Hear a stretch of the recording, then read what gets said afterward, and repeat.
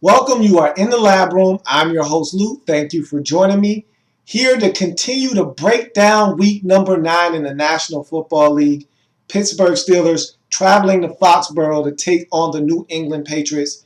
Patriots 6-2 on the season. Steelers coming into the game at 2-5. A lot of people calling this a must-win game for the Pittsburgh Steelers. To me, that must-win game was a week ago in Oakland. They're done.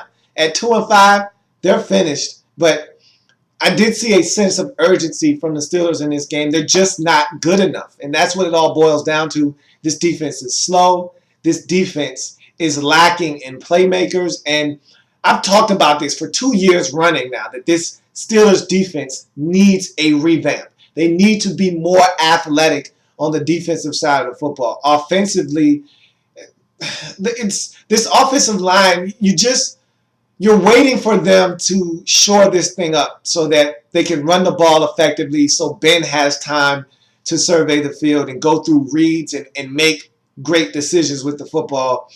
They just haven't done that yet. And so offensively, the line isn't what you want it to be, so the rest of the offense is affected. Defensively, they're just slow. They're flat out old and slow. And you don't threaten teams when you don't have speed on the defensive side of the football. There are matchups to be won when the defensive team that you're going against lacks speed. You can win individual matchups, therefore winning the battle on the offensive side of football when you're going up against a slower defense. And that's what the Steelers seem to be putting on the field each and every single week. And so them coming into the game at 2-5, I frankly felt like their season was done a week ago. They needed to beat Oakland and go to 3-4 and not fall to 2-5. The difference between the Steelers at 2-5 and say a team like the Redskins at 2-5, who are right in the midst of things in their division, is their division. With the with the Redskins at 2-5, needing to beat San Diego in week 9, their division is up for grabs with every team in the division really struggling this season. You look at the Steelers division and Cincinnati, even though they lost on Thursday night, they're still 6-3 and head and shoulders above everyone else in that division. And, I mean, if you look at the Steelers in their case, they're still looking up at Cleveland and Baltimore in this division. So it's going to be a tough go of it for the Steelers this season. I just think that if they can get to 6-10, they'll be lucky because they're just not a good football team. And they don't have enough talent. They need to draft better. They need to get more athletic on both sides of the football. Let's break this game down, Patriots at the Steelers. And so you look at it, 2-5 Steelers coming in against the 6-2 New England Patriots. Steelers' promising drive ends via Roethlisberger fumble early in the game, first possession. Again, not a good football team. You're on the road against a team that can score points in the Patriots, even though they haven't done so lately. You can't do that. You cannot fumble the football if you're Ben Roethlisberger. You have to put it away. Pressure's around you. Put the football away. Don't cough it up. Give your team a chance to put points on the scoreboard after you move the ball on this initial drive. He doesn't do so, fumbles the ball, and the Patriots recover. Pats drive down to the 1-yard line on the strength of Rob Gronkowski, but access denied to the end zone on 4th and inches, turnover on down. This Steelers defense is one thing. They may be slow. There may be a lot of things. Slow, undisciplined. You could go on and on and on. But the one thing they are not is weak up front. They're still stout at the point of attack. Brett Kiesel, Cam Hayward, Ziggy Hood, and company, McClendon, they can still stop the run up front. Now, is it as good as it was in the heyday with Casey Hampton and company? No. They're not that stifling, suffocating run defense that you knew absolutely, without a doubt, coming into the game you couldn't run. Not saying that, but if you put them on the field in a 4th and inches situation, it's tough sledding against this Steelers front because they still get penetration. They still are stout at the point of attack. They still can knife in the backfield and get you for a tackle for loss on a play where you're looking to gain inches. That's not their problem. Their problem is they can't run with anybody. They're not fast enough at the linebacker position. They're not athletic enough in the secondary to run with anybody. That's their problem. After that, the first play after Roethlisberger, the stop, Roethlisberger throws a deep interception. Very next play, Danny Amendola, TD strike, 34 yards, 7-0 New England. And there were several breakdowns in coverage in this game. A couple of them were via Troy Polamalu simply being nosy, as he's done his whole entire career. You can't get mad at the man for doing what has gotten him to the status that he is at in the league. Tom Brady knows that he's an aggressive safety that likes to follow the eyes of the quarterback. He used it against him. Amendola is running wide open, easy touchdown strike. It's 7-0 Patriots.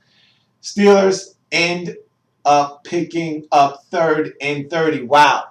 They end up in 3rd and 30. And it's hard to do that in the National Football League, but if you make enough mistakes, you too will find yourself in 3rd and 30.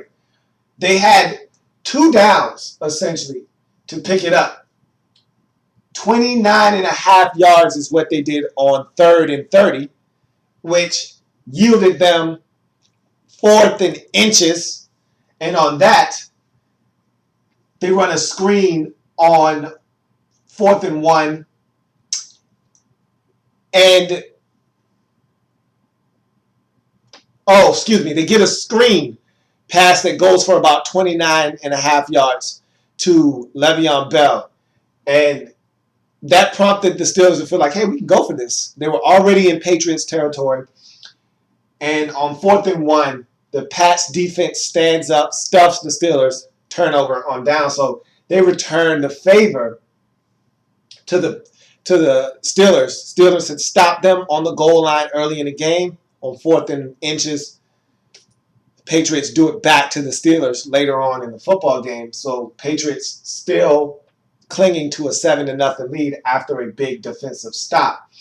Gronk continues his first half assault on the Pittsburgh Steelers secondary, catches a touchdown over 100 yards after the touchdown catch. It's 14-0. He dominated in his first half. Let me talk about Rob Gronkowski for a second.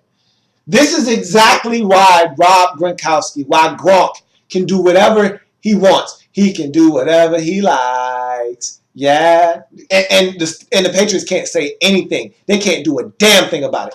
If Gronk wants to go and skydive tomorrow and record it and post it on Instagram tomorrow, the Patriots can't say anything to him.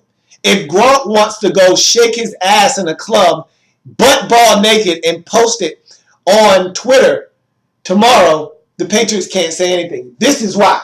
Because with him, they're a Super Bowl caliber football team. Without him, they're an average offense that struggles to score points, that is vulnerable offensively and defensively. That's what Gronk brings to the table. That's why Rob Gronkowski can do whatever he likes. Yeah, and the Patriots can't do anything about it. He has them by the balls. And it's so refreshing to see a player actually hold control over the Patriots because it doesn't happen often. But the Patriots need Rob Gronkowski like humans need fresh air. They got to have him. They don't have him in the lineup. This is an ordinary offense. Brady struggles to find guys to throw the football to. It's amazing. Gronk comes back, and all of a sudden, Aaron Dobson is all of a sudden a 100-yard receiver and catching footballs all over the place. And this offense can't be stopped, and they score 55 points.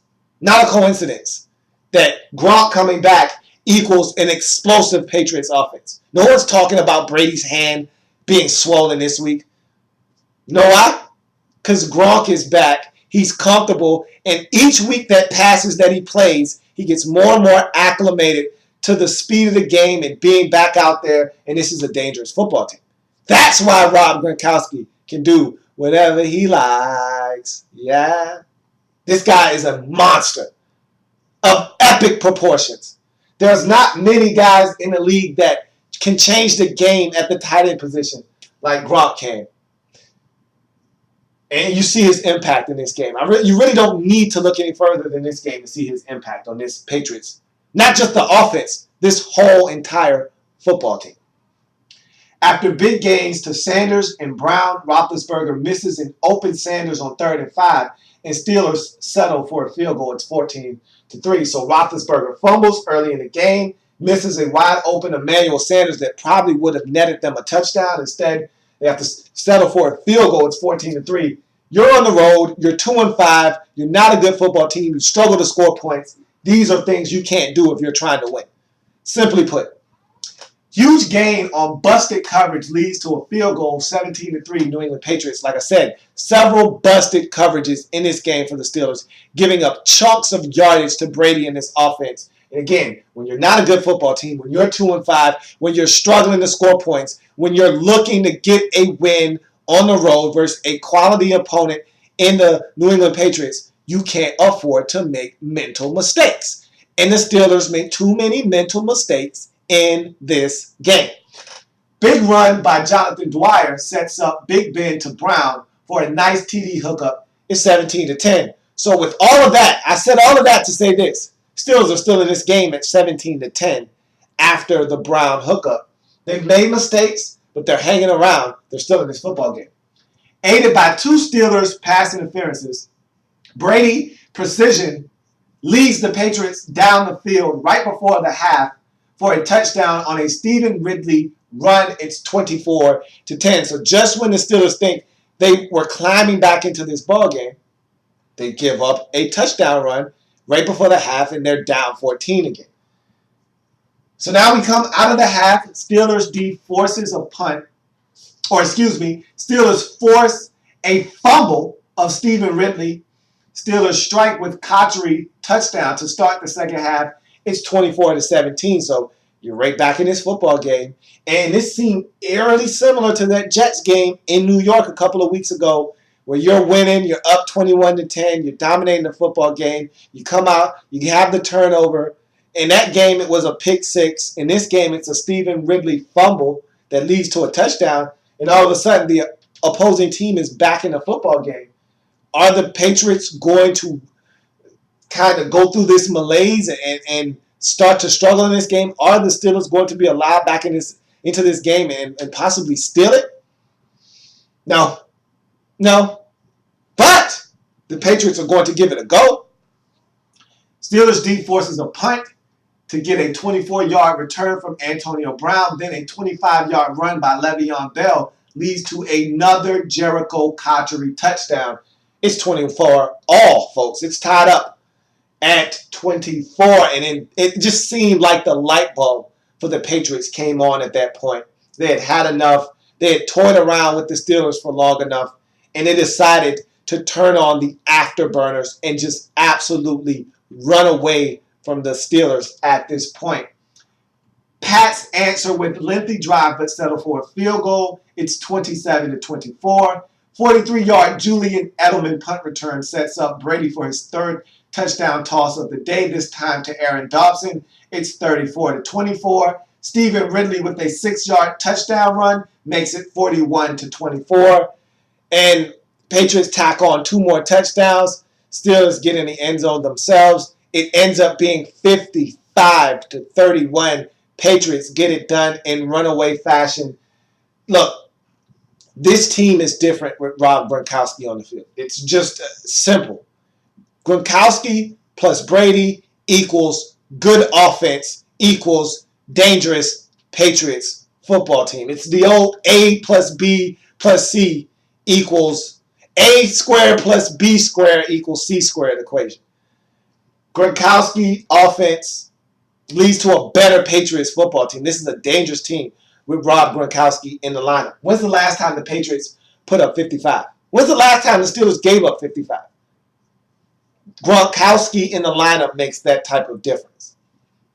For the Steelers, you're not a good football team. You're slow on defense. You're making too many mental mistakes.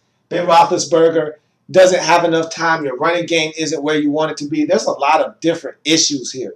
A lot of things that by season's end, you hope you figured out enough of these issues so that you don't have a plethora, a Pandora's box of issues to handle in the offseason. You're hoping, yeah, I got to shore up the offensive line. Yeah, I got to get faster on defense. But you're not having to deal with a lot of different things that you have to deal with right now. You're hoping that you've rectified some of those issues by season's end. But right now, this is a struggling Steelers team. They're 2-6. Patriots get the win, go to 7-2, and they look like a different football team. They look like a dangerous team in the AFC with Rob Gronkowski in the lineup. So that's going to do it for this edition of In the Lab Room. I thank you for joining me. I've got a few more games to break down in week number 9, so come back and join me. If it happens in the National Football League, whether big or small, we cover it all here in the Lab Room. I'll see you here in a bit as I continue to break down week number 9 in the National Football League.